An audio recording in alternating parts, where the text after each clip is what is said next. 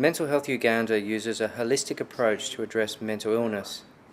For Julius Kayira, director of this successful NGO, mental illness is not only a medical issue but also a social issue that affects us all. Julius has organised a visit to meet a district association in the town of Gombe. However, nothing could prepare us for what we were about to discover on our journey. Mainly introductory to the organization and a brief and also a brief about the day.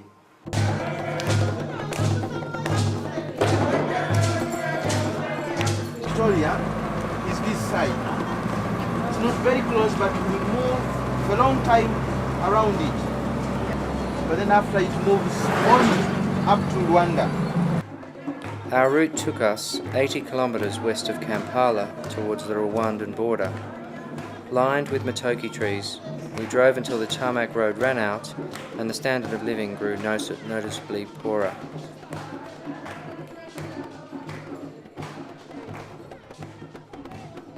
Our destination, the town of Gombe, a regional centre with a busy hospital, and it was here that we met the Gombe group. Paul, and your name is? My name is Leonard. Okay, welcome. Hello. How are you? Fine, how are you? Good, good. Mental Health Uganda works hard to empower district associations like Gombe, helping to create a unified voice for advocacy and information sharing. Facing and we wish we could do a little more about. So we are really a very well composed team. And I hope in the exchange we'll have to learn more about what you do.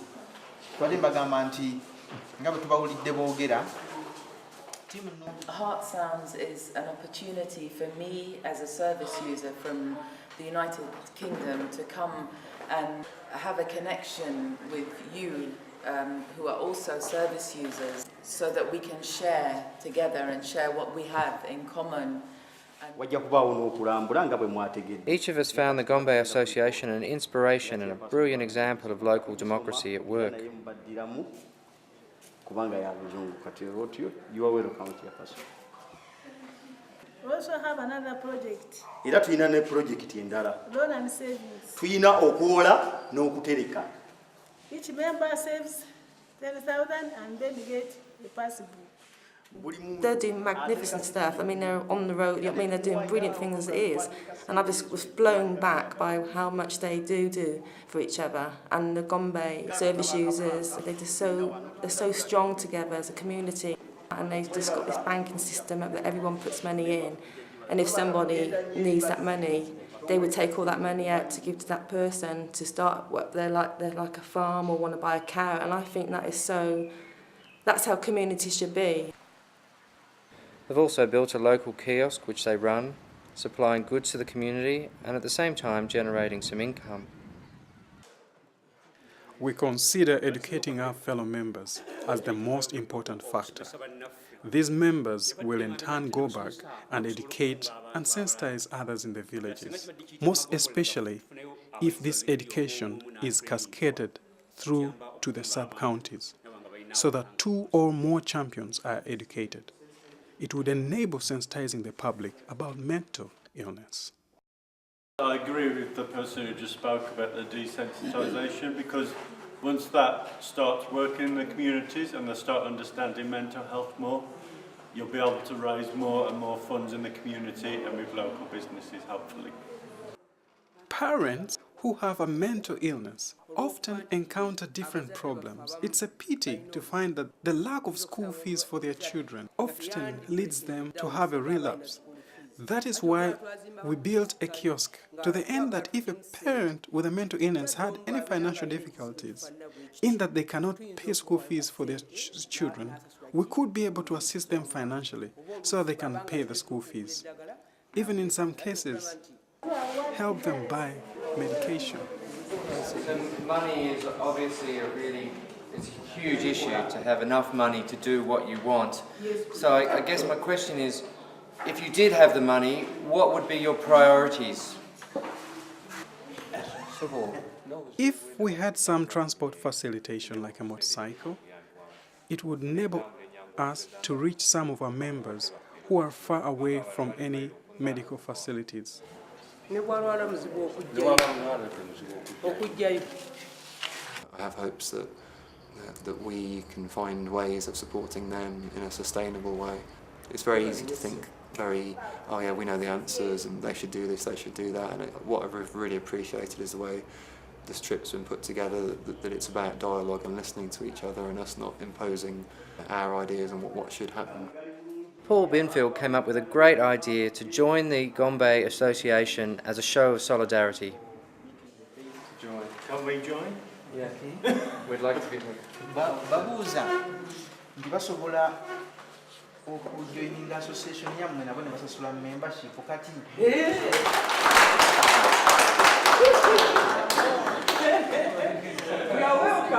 With our honorary membership of the Gombe Association comes a responsibility to help the association achieve its aims. But as we discovered, poverty remains a huge challenge.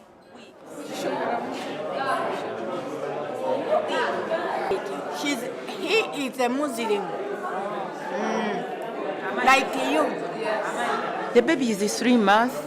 Some of the problems I told you that due to lack of drugs, she relapsed. She has spent 3 months without getting drugs. It's very expensive in town. So she relapsed. Has been in Utabika for 3 weeks.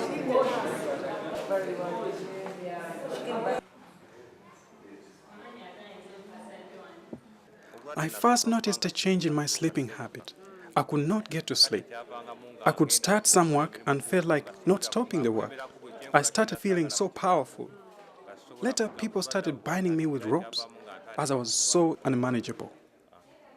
And they tied him on ropes for almost 3 years, not until he knew that there was some treatment here. And then he was brought to this. 5 years. For 5 years? Yeah. Okay. Since I started the drugs.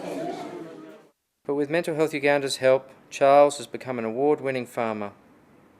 He was proud to show us his achievements. Is that your wife? Yeah. And your children?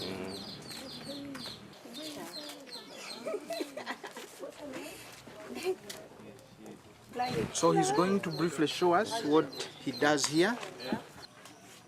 Wine production is one of the new skills Charles has gathered.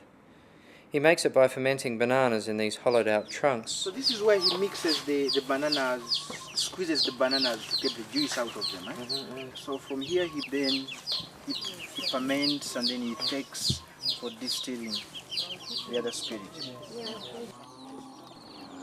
He's also developed a modest but thriving piggery which helps to fund his children's education. Does work make your dealing with your mental health problems more difficult, or does it help? What's your... Working helps me since I do have children and they are in school. If I do not find sources of income, I will not be able to take care of them. Has your life changed a lot since you've been involved with Mental Health Uganda? My life changed so much due to my involvement with Mental Health Uganda. Prior to this, I felt I had been left behind by the world. I can do all these income-generating activities with financial assistance from the association. In the beginning, when I first got ill, I had tremendous challenges in the community. But now, people see the fruits of my labor and their attitudes have completely changed. In fact, I'm one of the ministers in our local church now. Brilliant. What about what you get from Mental Health Uganda? Like he borrows money for